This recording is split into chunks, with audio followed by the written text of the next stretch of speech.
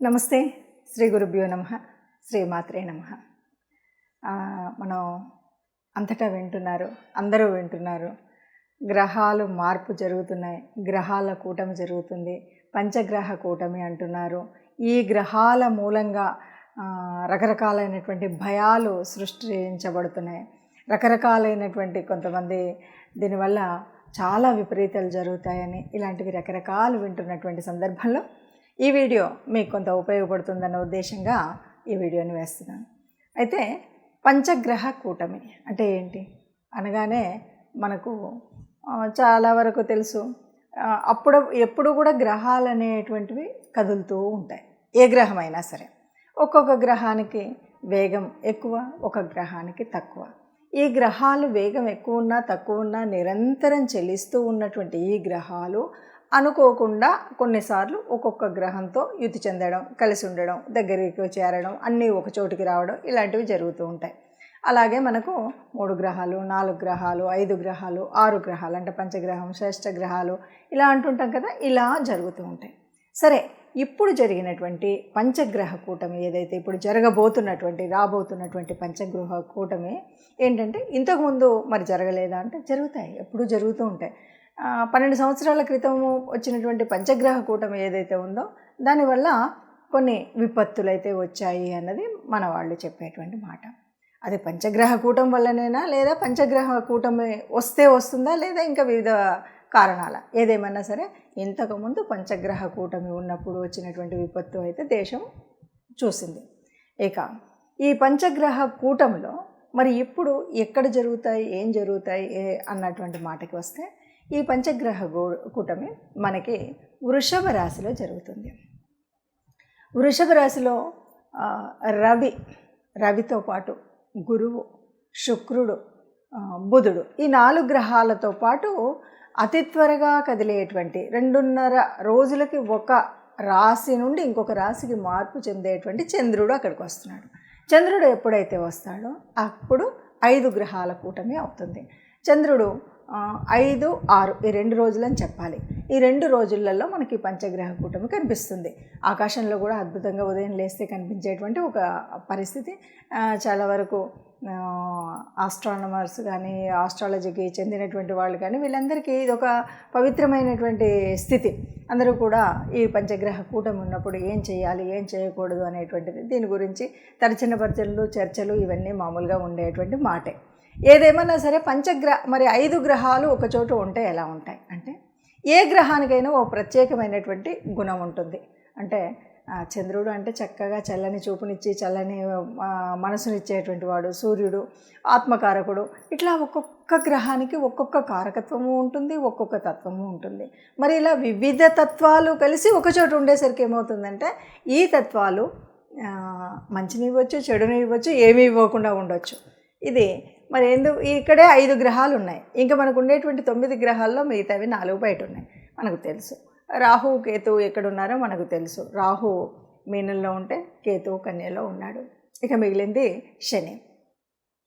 శని కుంభంలో ఉన్నాడు. ఇది మనకు కనిపిస్తున్నటువంటి గ్రహాల యొక్క స్థితి. ఇది ఎప్పుడు వస్తుంది అంటే జూన్ 5, 6 తారీఖులలో కనిపిస్తుంది. మరి ఒక్కరోజు 2 రోజులు ఉండేటువంటి దాని గురించి ఇంత వీడియో అవసరమా, లేకపోతే ఇంతమంది చెప్పడం అవసరమా, ఇంతమంది వేద పండితులు, ఇంతమంది జ్యోతిష్యులు మాట్లాడడం అవసరమా అంటే ఎలా ఉంటుంది అంటే దీని యొక్క ప్రభావం తక్కువలో తక్కువ అంటే ఇప్పుడు మనం చేసేటువంటి ఒక పని మంచి కానీ చెడు కానీ ఆ రోజు కనుక మనం చేసినట్టయితే ఆ పని యొక్క ప్రభావం దాదాపుగా కొన్ని చిన్న పనులు అయితే దాని ప్రభావం వల్ల ఒక 40 రోజులు ఉంటుంది. 1 సంవత్సర కాలమైనా దాని యొక్క చెడు ఎఫెక్ట్ ఉంటుంది. ఏదైనా మనం తెలియకుండా మన కర్మకాలి కొన్ని చెడు పద్ధతుల్లోకి కనుక పడినట్టయితే ఇది ఒక పుష్కర కాలం, ఈ కష్టం అనేటువంటిది మనకు కనిపిస్తుంది. అందుకోసం ఈ 12 గ్రహాలకు 12 యొక్క రాశులకు మరి ఎలా ఉంటుంది ఏంటి అన్న విషయాన్ని మనం తెలుసుకోవాల్సినటువంటి పరిస్థితి ఉంటుంది. ఏ గ్రహమైనా మనకు ప్రతి ఒక్కరు కూడా ఇది గోచార రీత్యా మనకు జరుగుతున్నటువంటి ఈ సమయంలో ఇప్పుడైతే మనకు 5 గ్రహాలు ఒక్క చోటికి జూన్ 5, 6 తారీఖుల్లో వస్తున్నాయి. ఇలా వచ్చినప్పుడు అంటే అందులో అస్తంగత్వం చెందడం, ఎందుకంటే అన్నీ దగ్గరగా వచ్చాయి.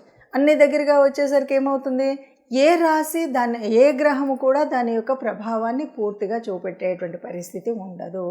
మరి ఇలాంటప్పుడు ఎట్లా ఉంటుంది అన్నది ఒక్కొక్క రాశికి మనం విడివిడిగా చెప్పుకుందాం. వృషభ రాశి వారికి కనుక చూస్తే చాలా, ఎందుకంటే రాశిలో 5 గ్రహాలు ఉన్నాయి. చాలా మనం మామూలు మాటతో అంటుంటాం, ఏదైనా సరే ఇంకా అనేక రకాల పనులు ఉండి ఒత్తిడి ఉండి అది చేయలేకపోతున్నాం ఇది చేయలేకపోతున్నాం అనేటువంటి ఒక కన్ఫ్యూజన్ స్టేజ్ ఉంటుంది చూడండి, అది వృషభ రాశి వారికి ఉంటుంది.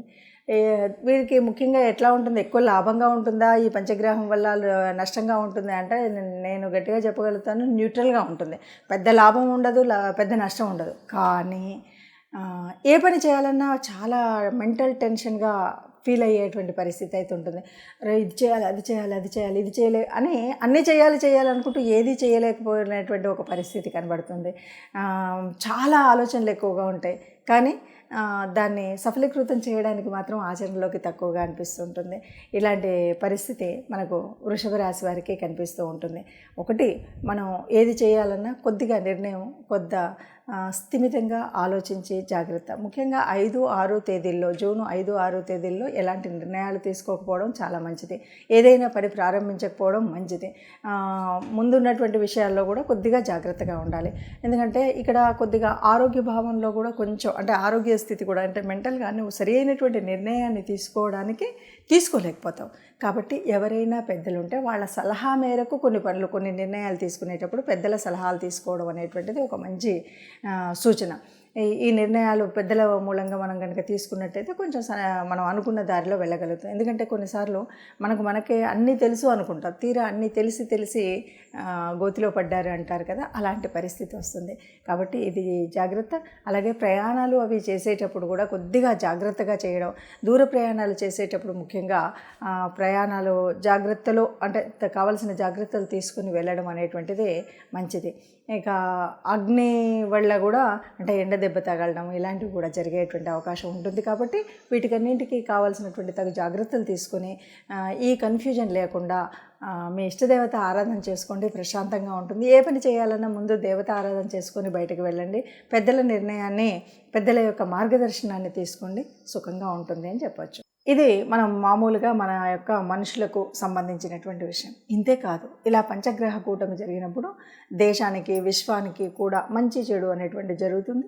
ప్రత్యేకించి మరి మన భారతదేశానికి అనగానే ఈ దేశం వరకు మనం చూసుకున్నట్టయితే అనుకోని మార్పులు, ముఖ్యంగా రాజకీయంగా, అంటే ప్రభుత్వానికి సంబంధించింది. పూర్వకాలం అయితే రాజులు వాళ్ళకి సంబంధించినటువంటిది, దేశాన్ని పరిపాలించే వాళ్ళ గురించి అనేటువంటిది ఉంటుంది.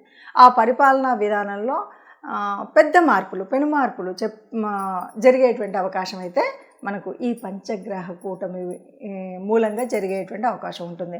అది మంచా చెడ అంటే మార్పు అయితే జరుగుతుంది. ఆ మార్పు వల్ల వ్యతిరేకత రావచ్చు, అనుకూలత రావచ్చు, ఏదైనా సరే దేశానికి మాత్రం ఒక పెను మార్పు జరిగేటువంటి అవకాశం అయితే ఉంటుంది అని చెప్పచ్చు. ఇది మనకు ఇంట్రోలో వచ్చింది, 5 నిమిషాలు వచ్చింది కదా మొత్తం. సో ఇప్పుడు ఎండింగ్. మరి